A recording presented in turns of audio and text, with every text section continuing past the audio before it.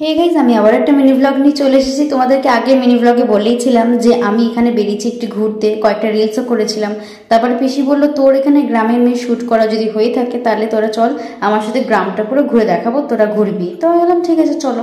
তো রোদের মধ্যে পিসির সঙ্গে ঘুরতে বেরিয়ে গেলাম। তো পিসি হচ্ছে এখানে কোনটা কি মন্দির কোনটা কি পুকুর সব ঘোরাতে নিয়ে বেরিয়েছে। আর এখানে দেখলাম ছোট্ট একটা ছাগলের বাচ্চা। তো পিসি বলছে এটা কোলে নিয়ে নেয়। না না বাবা, আমার খুব ভয় লাগে।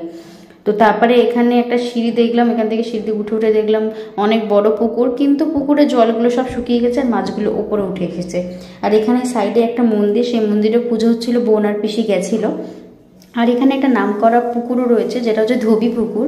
তো এই পুকুরটা দেখলাম দারুণ লোকেশন ছিল। এখানে যদি আমি আগে আসতাম তাহলে হয়তো মিউজিক যে ভিডিওটা আমি করেছি সেটা হয়তো এখানে করলে আরও ভালো হতো।